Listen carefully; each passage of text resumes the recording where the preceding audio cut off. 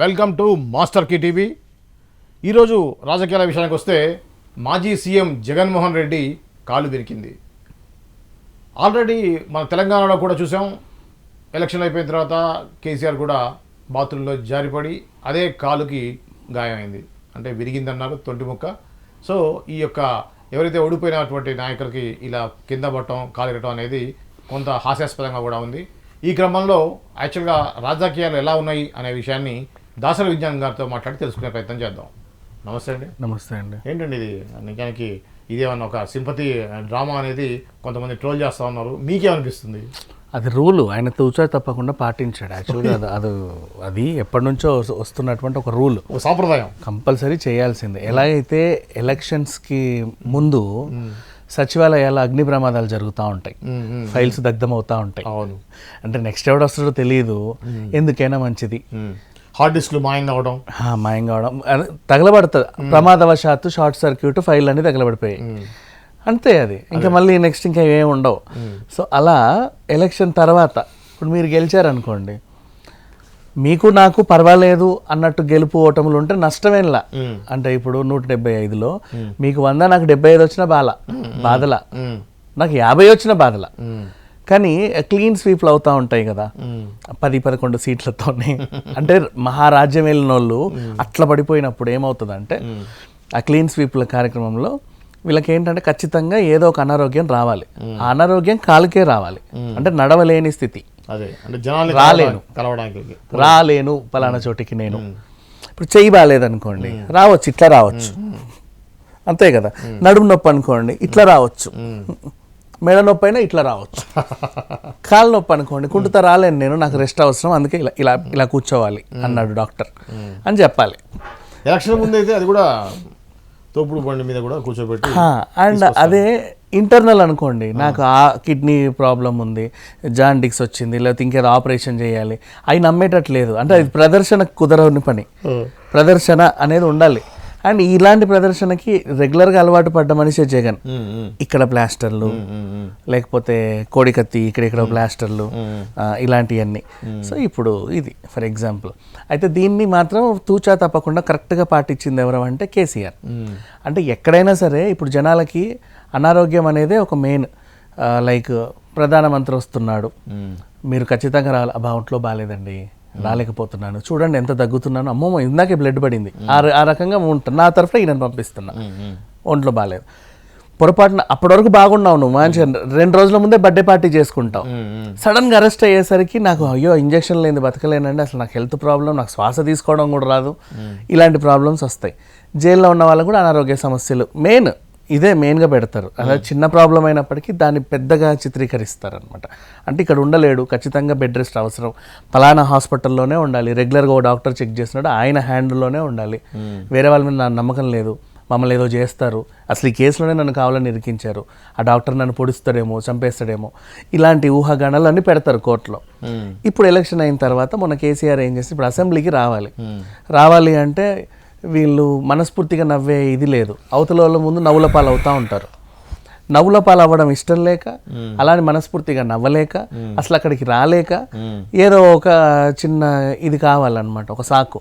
ఇప్పుడు కేసీఆర్ కూడా ఎలక్షన్ అయిన తర్వాత ఏం చేశాడా, నేను జారిపడ్డాను చూడండి, నేను నడవలేకపోతున్నాను అన్నాడు.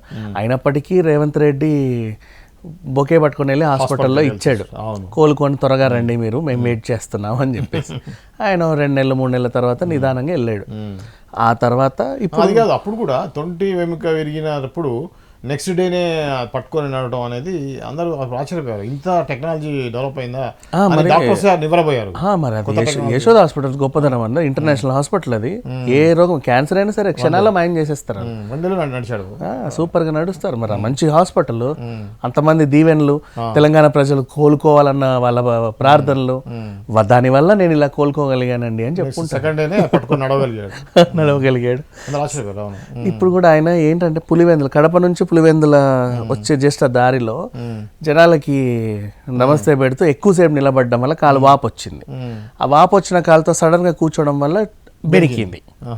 క్యాన్వాయ్కి కూడా చిన్న ప్రాబ్లం వచ్చి సడన్ గా ఆపారు. త్రుటిలో తప్పిన ప్రమాదం అని చదివాం కదా. ఎస్, ఆ త్రుటికి ఏమైందంటే ఈ వాళ్ళందరూ బాగానే ఉన్నారు, ఈయన కాలు కొంచెం అట్లా బెనికింది అనమాట. సో ఇప్పుడు నడవలేడు పాపం. ఆ మధ్య ఆయన ఒక స్టేట్మెంట్ ఇచ్చాడు ఓడిపోయిన తర్వాత, ఇంకా నాకు వయసు ఉంది, నాకు శక్తి ఉంది, నాకు తిరిగి ఓపిక ఉంది, మళ్ళీ ఓదార్పు యాత్ర చేస్తా అన్నాడు. అర్థం కాదు ఓదార్పు యాత్ర ఏంటని. అప్పుడు రాజశేఖర రెడ్డి గారు చనిపోయినప్పుడు ఆయన ఒక చనిపోయిన బాధను తట్టుకోలేక చనిపోయిన వాళ్ళని ఓదార్చారు. ఇప్పుడు ఏముందబ్బా అనుకున్నా. విషయం ఏంటంటే అయ్యో అంత పెద్ద కార్యకర్తలట, కార్యకర్తలు అందరూ ప్రతి పార్టీ ఆఫీస్ లో ఇలా ఉన్నారు. వాళ్ళందరికీ వెన్ను తట్టి లేదు లేదు మీరు ధైర్యంగా ఉండండి, నెక్స్ట్ వచ్చేది మన ప్రభుత్వం ఓదార్పు.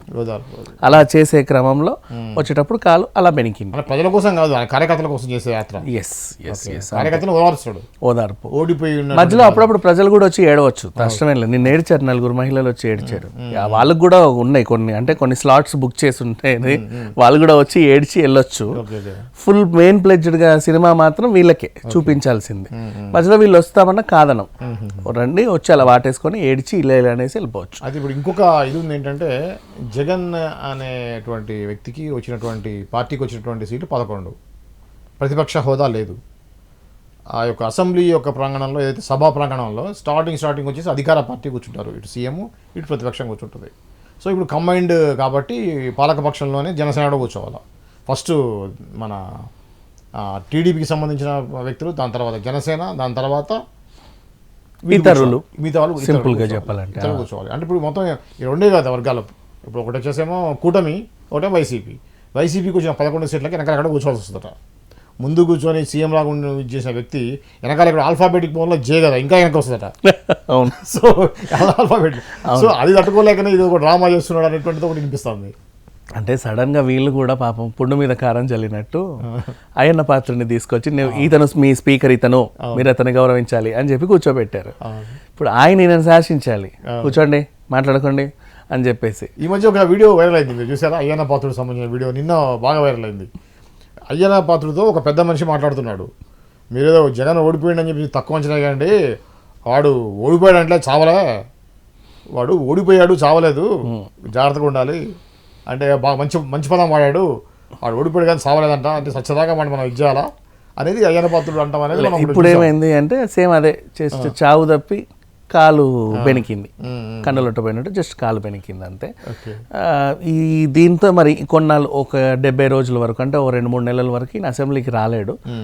ఆ లోపు తర్వాత ఈ వర్షాకాల సమావేశాలు, శీతాకాల సమావేశాలు అన్నీ అయిన తర్వాత నిదానంగా కొంచెం కోలుకొని అప్పుడు చూస్తాడు. అంటే ఈ లోపు ఏదో ఒకటి జరగదా, మాకు ఏ జుట్టు దొరకదా, ఇంకేమన్నా చేయలేమా అని చెప్పేసి. పైగా ఈ క్రమంలోనే, కాలు బెనికే క్రమంలోనే నిన్నటికి నిన్న ప్యాలెస్ కూల్చడాలు అండ్ ఇట్లాంటివి, అండ్ ఆ రోడ్డు నుంచి నీ ఎవడబ్బా సొత్తు కాదు, ఎవరైనా నడవచ్చు అని తీర్పు చెప్పడం, ఇట్లాంటివన్నీ జరిగేసరికి కొంచెం అంటే హట్ అవుతూ ఉంటారు కదా మనుషులు, ఆ విధంగా జరుగుతూ ఉంది. అది జరిగింది. ఓవరాల్గా అయితే ఇప్పుడు ప్రజెంట్ ఆయన కాలు అయితే బెనికింది. పాపం నిన్న ఓదార్పు యాత్రలో ఇప్పుడైతే లేవలేడు. ఎప్పుడు లేస్తాడు అనేది కొంచెం ఇంచుమించు ఆయనకు కూడా తెలియదు. అప్పుడప్పుడు సడన్గా అయినా రావచ్చు, లేకపోతే ఇంకొన్నాళ్ళు ఎక్కువ రోజులైనా పట్టొచ్చు. ఓకే, ఇంకోటి ఆయన యొక్క స్వస్థలైనటువంటి పులివెందులో జరిగిందంటే అక్కడ ఉన్నటువంటి ప్యాలెస్ రెస్ట్ తీసుకుంటాడు, ఇంకా అక్కడే రెస్ట్ తీసుకోవాలి ఖచ్చితంగా. ఇక్కడ ఏ విజయవాడ, అమరావతి, లేకపోతే ఏ వైజాగ్ అయితే జనాలు తాగిడి ఎక్కువ ఉంటుంది. హోమ్ సిక్ అయింది, నేను ఇంట్లో ఉండాల్సి వస్తుంది అని అడిగితే జనాలకి జగన్కి హోమ్ సిక్ అంటారు.